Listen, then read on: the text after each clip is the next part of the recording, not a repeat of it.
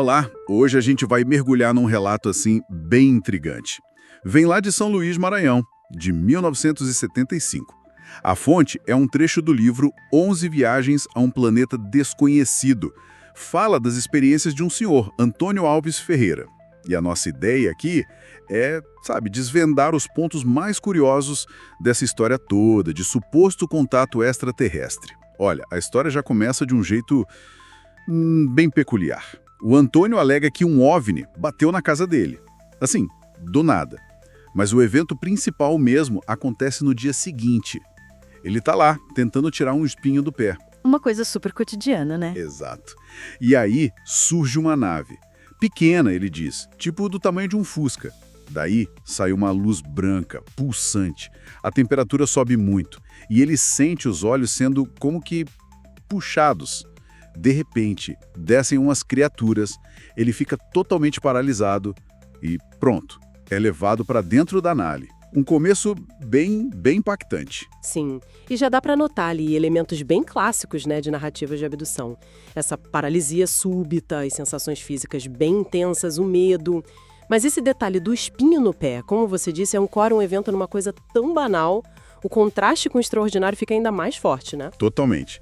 E dentro da nave, levam ele para um lugar que ele descreve como uma casa meio hemisférica. Lá, ele encontra um líder, um tal de Crores. No começo, a comunicação é truncada, difícil. Mas, de repente, o Antônio começa a entender tudo e a responder perguntas. E aí que fica curioso. As perguntas, né? Sim. As perguntas são super básicas. Tipo, qual a função das pessoas na Terra? Ou como se chamam os carros? Aviões usam gasolina? O que a gente come? Para seres que supostamente viajam entre planetas, parece, sei lá, estranho, não acha?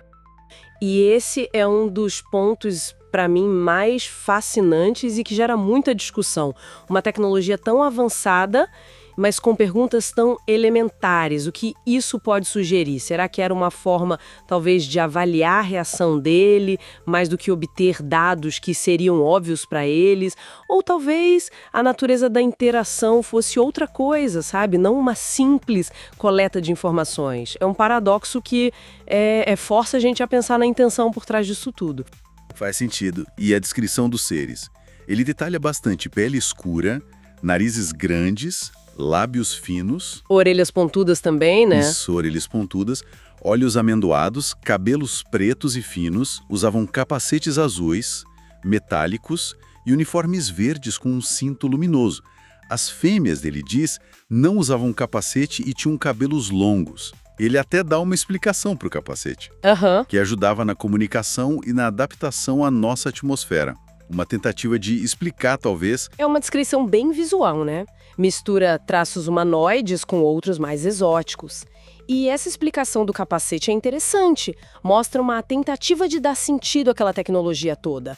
A partir da perspectiva humana, né? De racionalizar o que ele não entendia direito. E não foi só uma vez. Ele fala de 11 viagens no total. O lugar de onde vinham, ele só dizia entre planetas. Meio vago. Ele descreve uma cidade com prédios diferentes. Uns com bases paralelas, outros redondos, ruas que eram esteiras rolantes, céu sempre nublado, clima fresco. Diz que eram vegetarianos, não usavam dinheiro. E tinham um único animal, um tal de Antitolai. Curioso. E pediram animais da terra. Ele deu um gato, um cachorro e um papagaio. Nunca mais viu os bichos. E ele também recebeu presentes.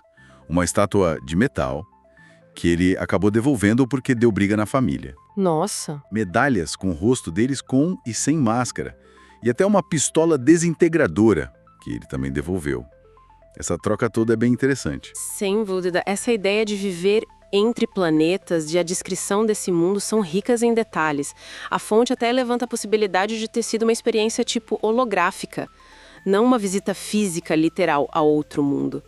E isso se conecta com outros casos brasileiros da época que já começavam a falar de clonagem, talvez sugerindo uma interação mais complexa, simulada, quem sabe. E a devolução dos presentes é um detalhe que adiciona uma camada de estranheza, né? E de ética pessoal dele. E falando em clonagem, esse é outro ponto que chama muita atenção no relato dele. Numa das viagens, para a família não notar que ele sumiu por muito tempo, eles teriam criado um clone dele. Ele descreve ter visto o processo, umas caixas de vidro, fios ligados a máquinas, e aí ele viu o duplo dele, idêntico. Mais tarde ele viu numa tela o clone lá na casa dele, dormindo. O pai tentou mexer no clone, mas estava pesado demais, não conseguiu. E a mãe notou que faltava uma cicatriz que ele tinha no pé. Ou seja, a cópia não era perfeita. Mas por que uma cópia imperfeita se a tecnologia era tão avançada, né? Fica a pergunta. Essa imperfeição é um detalhe muito intrigante mesmo. Levanta questões, né? Seria um limite da tecnologia deles? Ou talvez essa imperfeição tivesse algum propósito narrativo ou simbólico dentro da experiência dele, em vez de ver só como uma falha técnica. Talvez nos diga algo sobre a natureza da própria cópia ou da percepção que o Antônio teve dela. Não é só sobre a tecnologia, mas sobre o significado dessa duplicação toda. É uma boa perspectiva. E para completar o quadro, tem mais. Depois de engolir uma pílula que os seres deram, o Antônio teria desenvolvido umas habilidades estranhas. Conseguia quebrar metais só com o toque. Tesouras, talheres. Ele diz que médicos locais viram isso. Uau! Chegou a fazer curas em outras pessoas, mas, olha que irônico, não conseguiu curar a própria perna. Ele ficou usando muletas por causa de uma lesão. O desenvolvimento de poderes, né? Ou habilidades depois do contato, isso também aparece em alguns relatos ufológicos. E muitas vezes essas habilidades vêm com limitações ou ironias, como no caso da perna dele. Reforça a ideia de uma troca, uma transformação, mas nunca algo completo ou perfeito. Então, resumindo tudo, a gente tem abdução, comunicação com ETs fazendo perguntas básicas, descrições detalhadas de seres e do mundo deles, troca de presentes e animais, clonagem imperfeita e até poderes paranormais com limitações. É uma tapeçaria, assim, bem rica e muito singular vinda lá do Maranhão em 75. Com certeza. E como a própria ficha aponta, o caso é notável por trazer elementos como a clonagem, que depois ganhariam mais destaque em relatos pelo mundo. E a forma como o cotidiano mais simples, tirar um espinho do pé, se choca de frente com o fantástico. Isso é muito característico dessas narrativas complexas. Isso tudo nos deixa com uma reflexão, né?